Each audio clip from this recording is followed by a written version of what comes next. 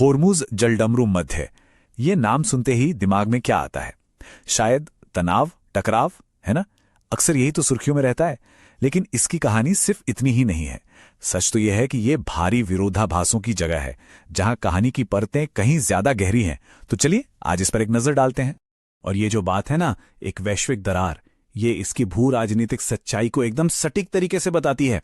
ये सिर्फ पानी का एक टुकड़ा नहीं है, बल्कि एक ऐसी दरार है जहां दुनिया की दो अलग अलग हकीकतें आकर मिलती हैं। और ये तनाव मानो इसके भूगोल में ही बसा हुआ है। तो सवाल यह है कि ये तनाव इतना मायने क्यों रखता है? जवाब इस एक नंबर में छिपा है, 21%। जरा सोचिए, दुनिया में जितना भी तेल इस्तेमाल होता है, उसका 21% हिस्सा इसी एक अकेले रास्ते से गुजरता है। अब अंदाजा लगाया जा सकता है कि यहां की जरा सी भी गड़बड़ी पूरी दुनिया के लिए कितनी बड़ी बात है। तो चलिए पहले सेक्शन में यही समझते हैं। आखिर हॉर्मुज की ये बनावट, इसका भूगोल इसे इतना अहम क्यों बना देता है? कैसे ये कुछ किलोमीटर का दायरा पूरी दुनिया की अर्थव्यवस्थाओं पर असर डालता है? तो ये जो चोक पॉइंट शब्द है, इसका असल मतलब क्या है? देखिए, सुनने में तो लगता है कि ये जलडमरू मध्य 33 किलोमीटर चौड़ा है, काफी जगह है। लेकिन असलियत यह है कि जहाजों के आने जाने का जो असली रास्ता है दोनों तरफ, वो सिर्फ 3-3 किलोमीटर का है, बस इतना सा। और यही तंग रास्ता दुनिया के सबसे कीमती कार्गो को, मतलब तेल के टैंकरों को, एक सीधी लाइन में चलने पर मजबूर कर देता है। अच्छा, तो ये सारा कार्गो जा कहां रहा है? देखिए, इसमें से 70% से भी ज्यादा तेल जाता है सीधा एशिया की अर्थव्यवस्थाओं की तरफ। इसका मतलब क्या हुआ? इसका मतलब ये हुआ कि चीन, जापान और भारत जैसे देशों के लिए हॉर्मुज सिर्फ एक रास्ता नहीं है, ये उनकी राष्ट्रीय सुरक्षा का एक बहुत ही अहम मुद्दा बन जाता है। और जब रास्ता इतना संकरा और इतना जरूरी हो, तो जाहिर है यहां मिलिट्री का जमावड़ा भी होगा। ईरान और दूसरे देश यहां छोटे तेज हमला करने वाले क्राफ्ट्स, 100 किलोमीटर से ज्यादा दूर तक मार करने वाली मिसाइलें और हां, ड्रोन्स सब तैनात करके रखते हैं। मतलब ये पूरा इलाका एक हाई अलर्ट जोन है, जहां हर पल नजर रखी जाती है। तो चलिए अब इस कहानी का दूसरा पहलू देखते हैं। जलडमरू मध्य के ईरानी किनारे की तरफ चलते हैं। और यहां एक बहुत ही अनोखा संगम है। एक तरफ सैन्य तैयारी है, तो दूसरी तरफ छिपे हुए प्राकृतिक और सांस्कृतिक खजाने। सबसे पहले बात करते हैं केशम आइलैंड की। इसकी लोकेशन देखिए, शिपिंग लेन के ठीक बगल में। ये ईरान के मिलिट्री इंफ्रास्ट्रक्चर का एक बहुत जरूरी हिस्सा है। ऐसा लगता है मानो ये एक लंबा सा पत्थर का दरवाजा है, जो दुनिया की एनर्जी सप्लाई पर हर गुजरते जहाज पर नजर रखे हुए हैं। लेकिन कहानी में एक जबरदस्त मोड़ यहीं आता है। यही मिलिट्री के लिए जरूरी आइलैंड मध्य पूर्व का पहला यूनेस्को ग्लोबल जियो पार्क भी है। सोचिए, एक ही जगह की तो बिल्कुल अलग अलग पहचानें। एक तरफ रणनीति, दूसरी तरफ भूविज्ञान का एक अद्भुत खजाना। और इसी केशम आइलैंड पर इस मिलिट्री की मौजूदगी के साये में एक पुरानी कला आज भी जिंदा है, लेंज नावें बनाने की कला। ये पारंपरिक लकड़ी की नावें हैं जो पीढ़ियों से चले आ रहे तरीकों से हाथ से बनाई जाती हैं। ये इस इलाके के गहरे समुद्री इतिहास की एक जीती जागती निशानी है। अब आते हैं हॉर्मुज आइलैंड पर। यह नाम तो जलडमरू मध्य से ही जुड़ा है। ये वो जगह है जो इस पूरे रास्ते के मिलिट्री सर्वेलांस और कंट्रोल नेटवर्क का एक मेन सेंटर है। यहां से हर एक हरकत पर पैनी नजर रखी जाती है। और फिर से वही विरोधाभास, एक तरफ इतनी कड़ी निगरानी और दूसरी तरफ इसी द्वीप पर है रेनबो वैली।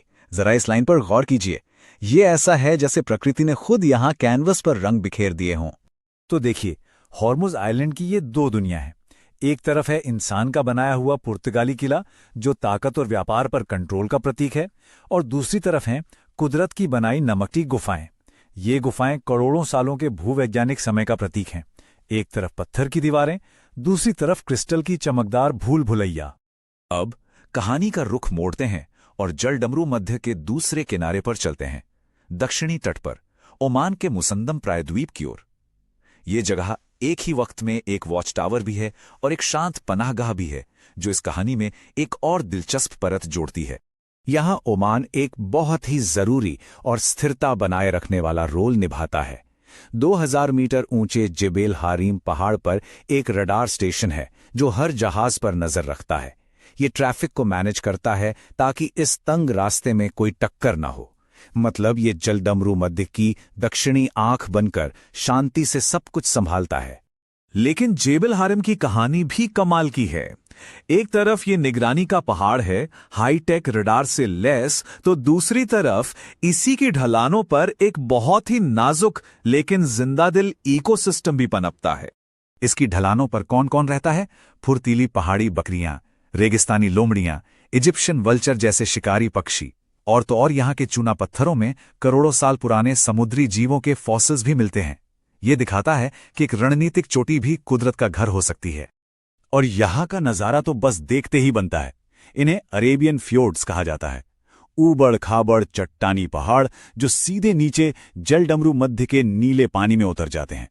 ये नजारा पानी में मौजूद तनाव से बिल्कुल उलट एक गहरी शांति का एहसास देता है।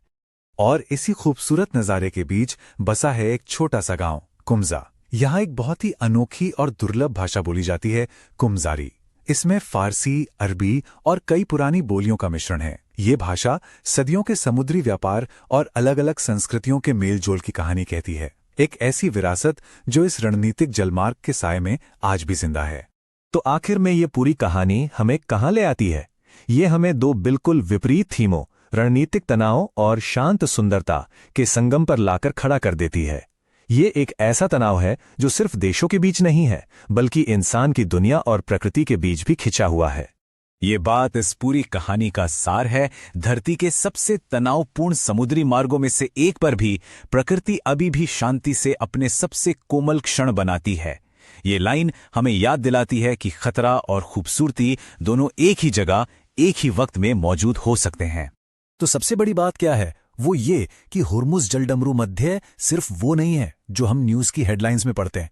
ये एक ही समय में एक ट्रिगर पॉइंट भी है और एक खजाना भी। इसकी कहानी बहुत ज्यादा जटिल और गहरी है। और ये हमें एक सवाल के साथ छोड़ जाता है। जरा सोचिए, ऐसी और कौन कौन सी सुर्खियां हैं जिनके पीछे एक कहीं ज्यादा गहरी कहानी छिपी हुई है? कौन सी ऐसी जगहें या मुद्दे हैं जिन्हें हम सिर्फ एक ही नजरिए से देखते हैं, जबकि उनकी असलियत में कई परतें होती हैं?